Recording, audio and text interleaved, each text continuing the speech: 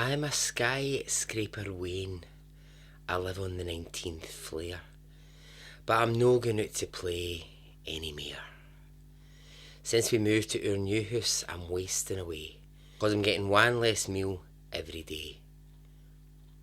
Oh, you cannae fling pieces out a 20-storey flat. 700 hungry Waynes will testify to that.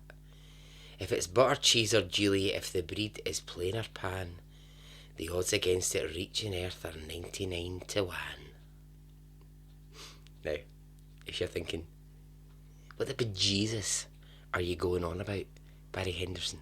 That, my friends, was Glaswegian at its very best.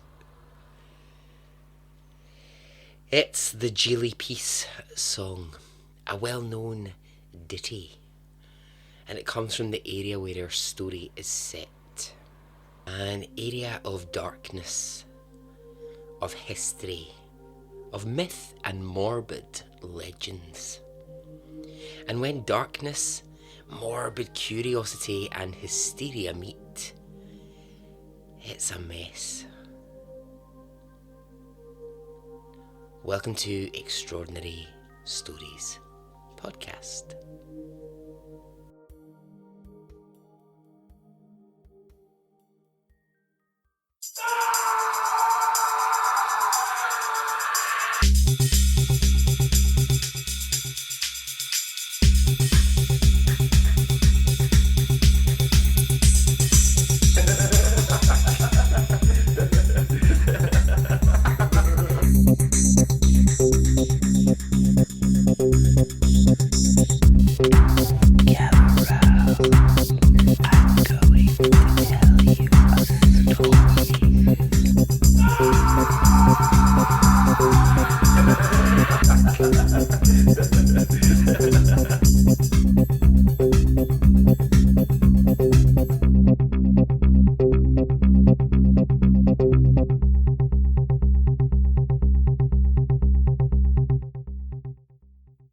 Hey, how are you?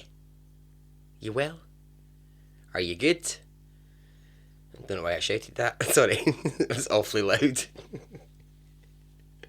I'll try to get a bit quieter. Are you well? Are you good? I am. Sorry, I didn't mean to give you a fright there if I did. So, thanks if you've been in touch this week. Lovely to hear from you, lovely to get your messages. And I must just say a quick shout out. This isn't to, well, it is a listener, I suppose, in a sort of roundabout way. There's a thing on Twitter called Podscribe, and they do this service, right, where what they do is they say, reply with your podcast, and we'll tell you all about it in one sentence or less. So they have a little listen to your podcast, and then they, in a sentence or less, sum up what your podcast's about. So I thought, you know what, just for a laugh, I thought, right, okay, Extraordinary Stories Podcast. And then I started to dread it, because I was like, oh, what are they going to come back with? What if they're publicly, because they're followed by a lot of people, and I was like, what if they're publicly like, this podcast is shit. Well, they could say this podcast is shit, or this podcast host can't say the word podcast, which is apparently also true at this moment in time. But anyway, yeah, that was my concern. This is what they said. Shakespeare comes back to life and narrates real life stories which will keep you on the edge of your seat. Now, I think they're being sarcastic. I am many things. I'm not a modern Shakespeare. That would be a stretch. But anyway, I just thought I'd share that with you.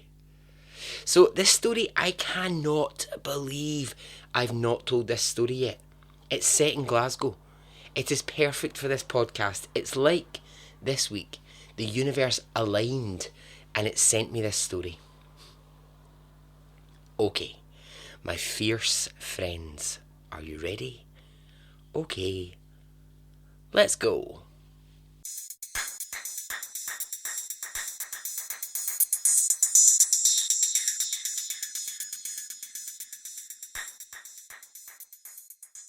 Glasgow. Glasgow, as it's fondly known. It's the 27th largest city in Europe and the largest in Scotland. Now, Glasgow is steeped in history and in trouble, and I'm really not in the game of trying to paint Glasgow as perfect. It is not. But, you know, it is my hometown, so you've got to give me a little allowance to be, I suppose, a bit biased. But it's not perfect by any means. Now, like any city in the world, it has its different parts. It has its north, south, east and west. And I know that sounds daft, right? And you're like, yeah, Barry, so does every city in the world. But never have I ever in my life seen that be so important to a city. I've been to, cities all across the world, and yeah, everywhere's got their different areas, right? Okay, so you've got your rich bits, you've got your poor bits, you've got perhaps more or less of one race will live somewhere, there's better transport in some areas, there's more universities, better shops, blah blah blah. But I'm talking about how Glasgow really defines itself, and very honestly, north, south, east and west is huge. So when you meet a Glaswegian, right, and you are a Glaswegian, they will always ask you two questions. These are the two questions you can guarantee you will be asked. Doesn't matter if you are sitting on a bus, doesn't matter if you are waiting to get your hair cut in the barbers, does not matter. You will be asked these questions. Number one, what team do you support? Now, there's only really one or two answers there, and it's either Rangers or Celtic. And really what that question is not what football team do you support, it's what's your religion? Are you Protestant or are you Catholic? That's a huge, huge part of being Glaswegian, because you're one or you're the other. And the other question is, what bit of Glasgow are you from?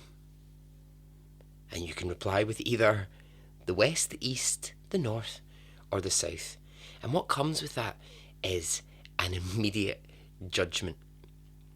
If you're from the west, you're probably a bit of a snob. You've probably got a bit of money. Or you're educated. If you're from the east, you're kind of salt of the earth. You're probably leaning towards the Catholic side of the city. If you're from the south, you're from the kind of melting pot where there's a real mix of Protestant, Catholic. It's arty, it's hippie. And if you're from the north, religion doesn't really come into it, but the north was very fragmented for a while, and it had areas that were considered rough. Not now. The north of Glasgow kind of doesn't really... Well, it does exist, but over time it's kind of changed its boundaries a little bit, so it's less easy to define. Now, a lot of this, I know this feels like I'm giving you a Glasgow history lesson, but I kind of have to give you this in order for the story to make sense. A lot of what I'm sort of talking there about, like, say, the east bit of it comes from the fact that there was a huge Irish immigration into the east end of Glasgow years and years ago. There was a big Jewish immigration into the south. There was a large amount of Italians who were brought to Glasgow to design the really kind of beautiful buildings that exist now. I'm being a bit obtuse. Obviously it's more nuanced than that, but that really is the kind of heart of it, that it is divided very much into these four quite extreme areas, and all divided by the River Clyde. I can literally hear Glaswegians listening to this going, who is this fucking bellend? But there is truth in what I'm saying. Anyway, let's go to the Gorbals area of Glasgow. The Gorbals sits on the south side of the city, heads towards the city centre and close to the River Clyde. Now, the Gorbals is an area that, even if you've never been, it's likely you will have heard of it. Years ago, it had a reputation for being rough. It was full of housing issues. It had really large blocks of flats with thousands of people crammed into really small areas. But, thankfully, Glasgow City Council realised the issues that were there, and over time that area has really flourished. It's really become somewhere else. It's a place with promise. They tore down a lot of those tower blocks. New housing estates were built, and the whole thing was just given this big revamp. And in a weird sort of way, I don't suppose anyone saw this coming, but for a period of time, it became trendy to live in the Gorbals. It became full of like, I don't mean to be mean, but full of like hipster wankers who were like, yeah, I actually live in the Gorbals. And you're like, yeah, well you do now. It's cool now to live there because you live in a luxury modern flat, but you didn't live there when it was piss running down the street. Do you know what I mean? And I'm sorry if that's a bit crass, but that is the truth. Anyway, before all that, way back in like the 1960s, these blocks of flats, or the slums as they were known, they were considered to be some of the worst in Scotland and in the UK to live. I wasn't really aware of this, but when I was doing a bit of research, what I realised is just the name, the Gorbals, even though that's just an area, it became across the UK shorthand for real poverty. And it's because these slums were damp. They weren't fit for families to live in, but yet families were there with 5, 6 kids crammed into tiny spaces. And in 1961, Queen Elizabeth, yes, the sovereign herself, made a trip from London specifically to visit the slums of the Gorbals. I mean, pictures from this time are brilliant, right? So the Queen arrives and she's in like some long jacket. She's got on one of those hats that look like shower caps with like flowers on it. You've got all these people from the Gorbals like lining the street to meet her, and she's like, hello, I'm the Queen, come to visit the slums. Where is my champagne and my corgis? Boy, my royal impressions are getting so good, aren't they? Honestly, what was it? A couple of weeks ago, Diana. Now it's the Queen. I mean, if I keep going like this, I'm going to have my own TV show soon. Anyway, let's go to 1954 in the slums. There is a terrible feeling of unrest, as there would be anywhere in the world if something awful happened involving children. 2 7-year-old boys from the Gorbals area had gone missing, and it's believed they had been killed.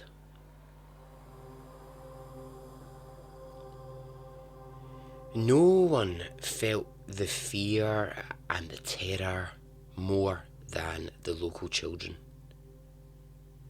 There was this real fear about these 2 missing boys. There were whispers, and the kids talking about it, they lived in such close proximity. You were only ever a person away from someone who knew the boys.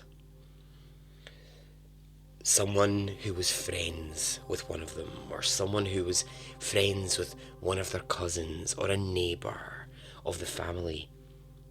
It felt close. It felt like danger was close. So what really didn't help this was lots of speculation about where the killings had happened and where the bodies were. It was believed they were in a place called the Southern Necropolis. Now, the Southern Necropolis is huge. Necropolis, meaning City of the Dead, was a graveyard, and still is. It still exists. You can still see it and visit it and walk through it every day. But different from a graveyard, the necropolis has these huge tombs, structures built in the 1800s, and I mean like impressive, big stone structures, huge old tombs, and they have graves built in between, and God, it just stretches on forever. It's really not small. This is a big graveyard. Now, the reason the necropolis, the southern one, exists in Glasgow is because of the number of deaths that were coming out of the Gorbals area and the need for a place to bury the dead. And so it's believed that this is where the two bodies of the young boys were, and that they had been taken up here to be murdered. Now, rumours began to spread that there had been sightings of a man who walked among the graves at night. And of course, this man became the one. The one everyone believed was the killer. Now here's what I'd like you to picture. The Gorbals was surrounded by huge factories, and these factories billowed out really dark smoke from its chimneys, and it made the air polluted with black fog, or smog as it's known. And this blackness, it would cling to the buildings, making everything just seem permanently dark and mysterious. And into the night, if you were in the Gorbals area, you could hear the machines in the factories working. You could hear the sound of metal scraping on metal in the factories. And so all around the streets, you had people huddled in doorways and on street corners whispering about these deaths and asking, what is it that lives in the southern necropolis graveyard? What monster is hiding in there? I'm fascinated by this, I really am. Things like group mentality, how rumours and whispers spread and just grow arms and legs and become something different. Now this whispering, this talk, this is happening in playgrounds all across the schools in the Gorbals. Kids as young as 4 and 5 are being told tales by kids aged 11 or 10 of the mysterious figure in the necropolis who had killed these boys.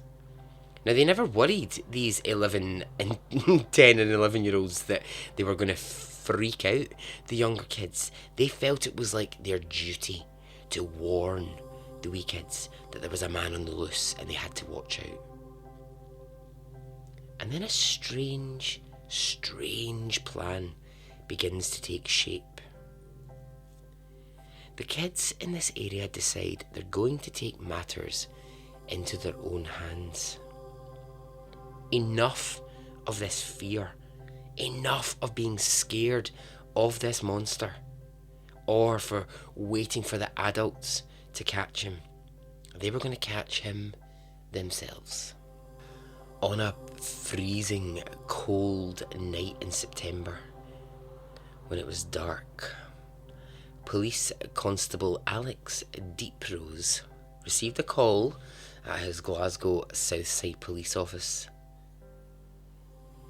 There was a disturbance in the South Necropolis and he had better get there fast. So, as the young police officer arrived, he could not believe what he was seeing. Over 100 children from the Gorbals area were roaming around the tombs and the graves, armed with homemade weapons. They had sticks pointed into sharp edges. Some of the children had knives. Some had crosses and crucifixes clutched in their hands, and they were looking for something. PC Deeprose would later comment that the red lights from the nearby factory were bouncing off the white tombs and the whole place looked like a horror film. So doing a quick scan, he looks around the graveyard and he sees some kids who look a bit older. He guesses like maybe 12, 13 years old. Now, as he's trying to make his way to them, he passes kids as young as 3 running around the graves. This scene is absolutely batshit crazy, and he really doesn't have a clue how to deal with it. So he approaches the 12, 13-year-olds to ask them what is happening, like what is going on here. And they tell him that they're here to catch the Gorbals vampire. The who now? is his response. And the kids tell him the man responsible for killing the 2 boys. We've heard he's living in the Necropolis. So PC Deep Rose asks, why are you calling him the vampire? And they say, well, that's because that's what he is. He has blood red eyes, and he has teeth made of iron. And if he catches you, he kills you. That's why we are going to get him first.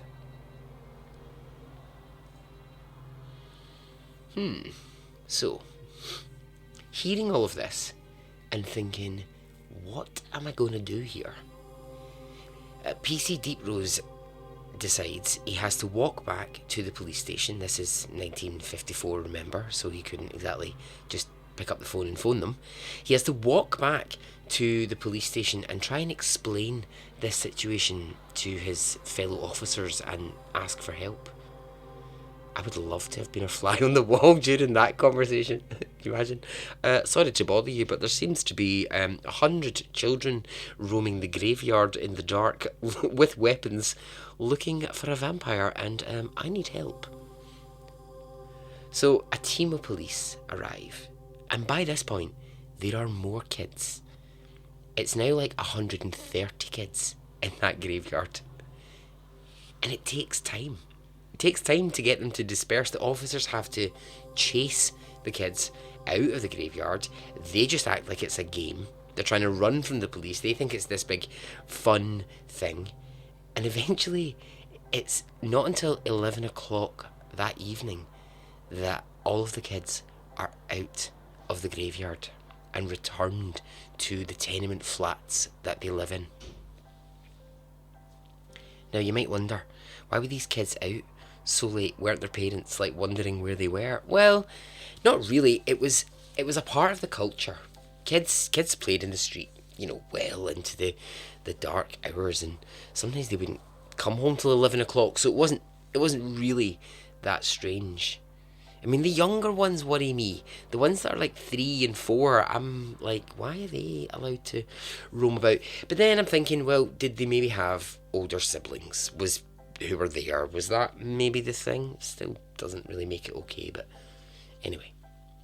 So police knock on the doors to return these kids, and they have to explain, look, I've just found your child with a knife roaming around the graveyard, which naturally invites questions from the parents.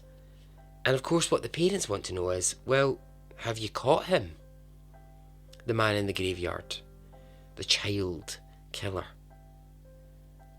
And the police are utterly perplexed. They cannot get a handle on this story. They don't know anything about this, and now all of a sudden this is where they're at. They're returning kids late at night to their homes, and the parents are asking them, but have you caught the killer? And they're like, what? So police go back, and that first night, they start some investigating. They spend the night going through records, and they cannot find anything about 2 missing boys. There are no reported missing children from this area. But here's the issue. The story has been told so many times on the playground and on the street corners. It's been told from house to house, from person to person, that eventually it's just become fact. or at least it has in the minds of the people who live in the Gorbals. So that was night number 1. Night number 2 arrives, and police assume, I will say incorrectly, that it was all over with on night 1. Wrong. On the second night, nearly 70 children. Some of the same ones, some new ones, all arrive once more at the graveyard when it's dark to look around, same as before. Crosses, Bibles, knives, homemade weapons. Some have got sticks that look like steaks. Not as in a steak like you're thinking of, like, I'll have a steak and chips please. But the kind that you would put into the heart of a vampire. So police are like, right, we need to do the exact same thing as we did last night. We need to get these kids out of the park. We need to get them home. At least they're kind of vaguely prepared for it this time. They just didn't think it was going to happen, but at least they're slightly more prepared for it. And what I do love, actually, as well, is that the police reports from this time is like...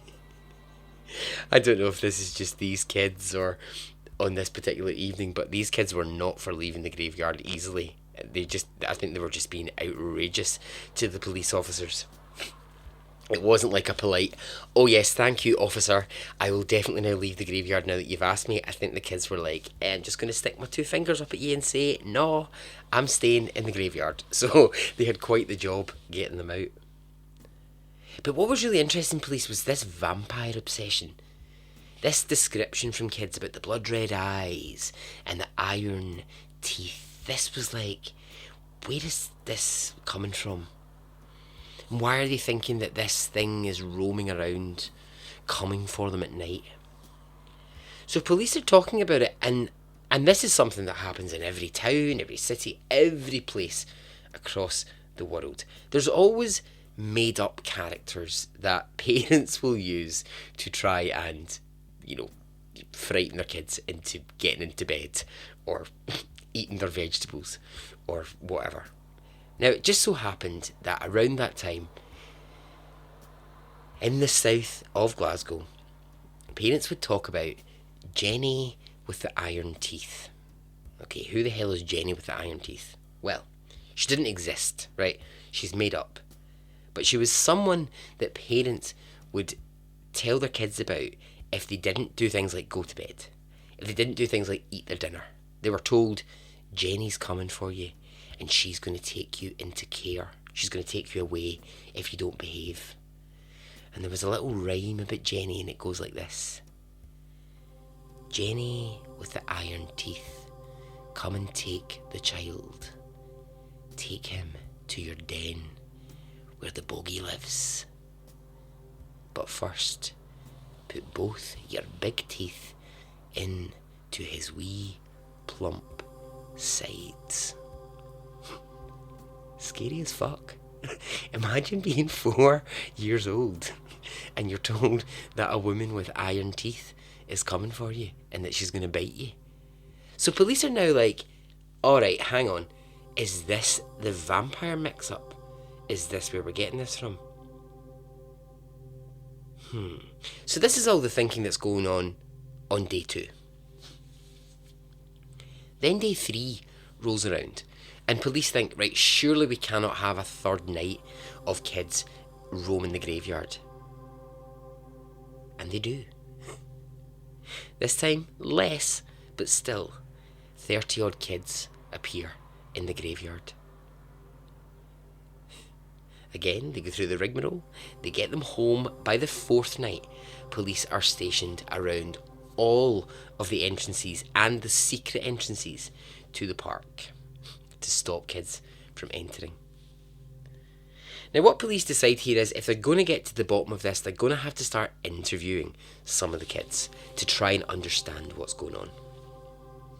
So they do. They take some of the ones who had come to the graveyard night after night, they bring them in and they get them to explain, but they can't really get an awful lot of sense out of them. They just keep hearing about the 2 boys that went missing, they were murdered, it was the vampire's fault, This is all they've got to work with. So then they start looking at the area and they're thinking, right, what? They hear things from the kids like, the vampire speaks a strange language. And they're like, where could that come from? So then they look at the fact that the Gorbals had a massive influx of Jewish communities to the area. And so they're wondering, is there something in that? So they interview some Jewish families who will say, yeah, we speak Yiddish at home, and maybe our kids have gone to the playground and they've said these words which to Glaswegian ears might have sounded strange. And maybe, is this the mix-up? Could there be something in this? But that was just a theory. And when these Yiddish words were said to the Glaswegian children, they had faces of confusion. They didn't know what police were talking about. So police were like, well, we need to rule that out because that doesn't make any sense. Now, when I'm saying that there, just let me be clear. There was a lot of love between the Jewish and the Glaswegian families. This wasn't anything racist. This was just adults struggling to get to the bottom of children's thinking. This is what this was. So as they are doing all this, right, as police are trying to figure this out, the story reaches the local news. And at first it's considered this like fun piece. The Glasgow newspapers print it, right, as this like funny, jokey storyline about the fact, police had a right handful to deal with the other night. These kids got out of control. Isn't that hilarious? Then more and more newspapers begin to pick up the story across Scotland. And it starts to get a bit more attention. Now, as I said earlier, people knew the Gorbals far and wide. It doesn't matter if you'd ever been. It doesn't matter really what bit of Scotland you came from. You knew the Gorbals. But you also knew with this wasn't your usual kind of story coming out of there. There was something weird about this. I wonder if the Queen got it in her newspaper. Well, a joke, but you know what? She probably did. In a way, because it went UK wide. The story went out of Scotland and went to the UK newspapers. But by the time that happened, it had taken on a much more sinister tone. It was no longer about some kids running about a graveyard. It was a moral panic. Suddenly, parents had to be worried. Suddenly, school teachers had to be worried. Now, some of you will know a lot or have heard a lot about the satanic panic in the 80s will think similar. These 3 nights in the southern Necropolis, they were now being debated all across the UK. Was Scotland and perhaps the UK in the grip of a moral panic? Now this has become a mess. This has moved so far from being a little bit of a joke in a Scottish newspaper to being so much bigger. Teachers in schools are called into emergency meetings to discuss what they can and they can't talk about in their classrooms. Suddenly, parents are made to worry about what their kids are exposed to. Now, they're being asked to worry about that in a way that they have never had to worry before. The panic is that the UK is failing its children and it's turning them into vampire hunters and believers in deathly figures, and that's terrifying because where is it coming from? Now, if you can imagine other parts of the UK where perhaps kids who are 4 and 5 don't roam the streets till 11 o'clock at night, but you're hearing this story that they are and they're trying to kill a monster. That's outrageous to people.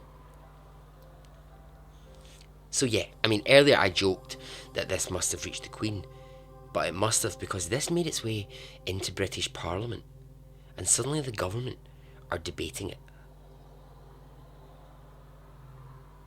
A task force is created by the government, made up of ministers told to focus on this problem and look at, are we doing the right thing or the wrong thing for our kids here? Unbelievable.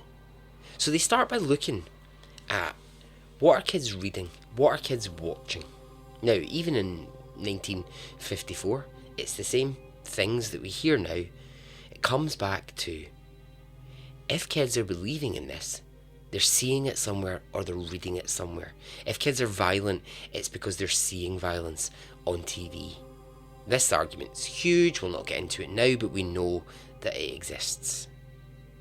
So in an examination of this, they realised that kids from the Gorbals really liked to read horror comics and comic books full of weird, dangerous creatures.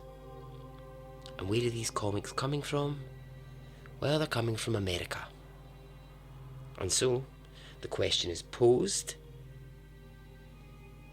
by the UK government, are these magazines the problem? Is it exposure to these magazines immediately? All American comics are banned in Glasgow. Now, that's only for a short period. They will slowly be reinstated. But to start with, it's an immediate ban. There's one particular comic called Dark Mysteries. And when police and the government look into this magazine that's so popular, they realise that the year before there'd been a story printed called The Vampire with the Iron Teeth. Headlines from all across the UK show bits of the comic with headlines like, "Is this what your child is reading?" I mean, I'll say this, it certainly wasn't the kind of thing I was reading when I was young. I had Smash Hits magazine. I wasn't chasing no vampires. I was like, oh, I wonder what colour of dress Kylie's going to be wearing this week, and doesn't George Michael look nice with that gold earring? That was the kind of shit I was into. So, you're in the middle of this panic, this hysteria, and enter into it a woman called Alice Cullen. Now, Alice Cullen was a member of Parliament in Scotland, and she took to London from Glasgow because she thought she had the solution. What she pointed out is that there is no law, there is no act that bans this kind of material from certain ages being able to buy it or have access to it. Well, I mean, like nowadays, these days, we talk about top shelves in shops, you know, where the booby magazines are kept. But back then, these didn't exist. There was no hierarchy, you know, there was no boobs on top, newspapers on the bottom, etc. But Alice Cullen realised this, and she was pushing for the fact that there should be. And so there began a huge back and forth about this. This woman from Glasgow was like, that whole incident in that graveyard was about this. It's about letting kids see these comics when they shouldn't have access to them. Now, it took her a full year of campaigning, and that was one long year for her, but she campaigned and she campaigned for change. And in 1955, the Children and Young Persons (brackets Harmful Publications) Act came into place, and suddenly these magazines were gone, or they were inaccessible. They were inaccessible for not the right age. Now, this was gutting for these kids because they'd always had access to them, and then all of a sudden, overnight, they vanished. There was this change, they were just gone. And so that hysteria, that panic, it began to settle down. It began to quieten because there was somewhere to blame. There was something to put the burden on, and the burden was on these comics. That's where it was coming from. That's why our kids are behaving like this. Is it? Is it really? I question that. I'm more inclined to believe in Jenny with the iron teeth playing a part in it. I'm more inclined to think that you can't underestimate the imagination of children.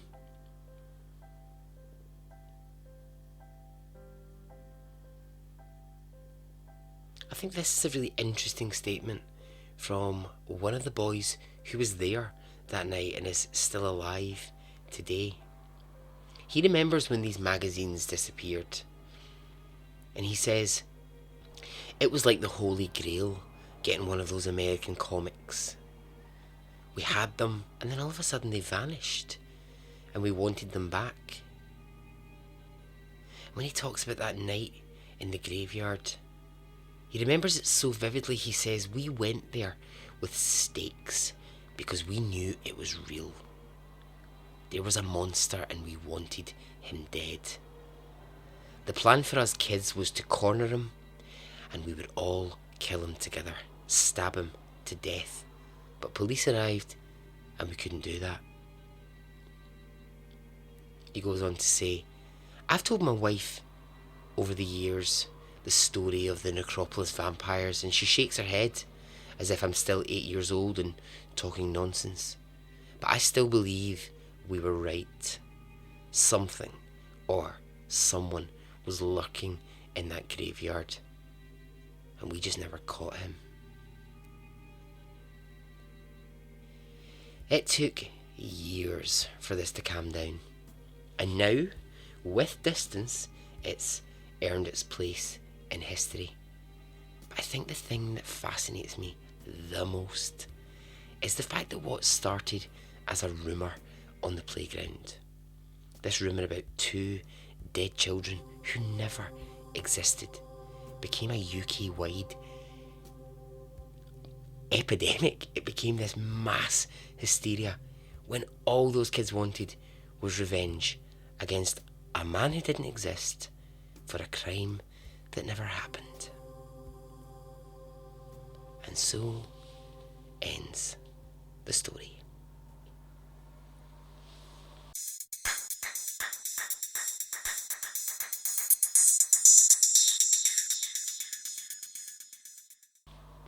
There you go. The Gorbals vampire. If you want to look it up, there's loads out there about it. Really interesting. Like I say, just no idea that this had ever happened. No idea that this was a part of Scottish history, but there you go. There you have it. Alright then, I'm out of here. I hope you enjoyed this story. Get in touch. Let me know your thoughts. Until we speak again, okay, goodbye.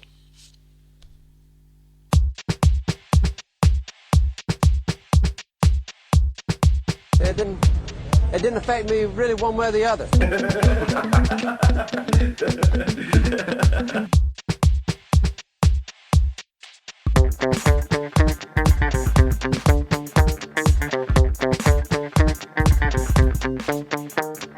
I would imagine from the look on his face,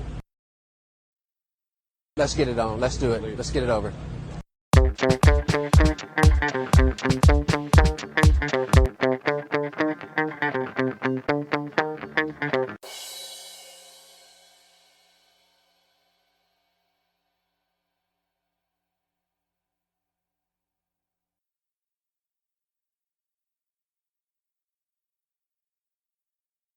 Let's get it on, let's do it, let's get it over.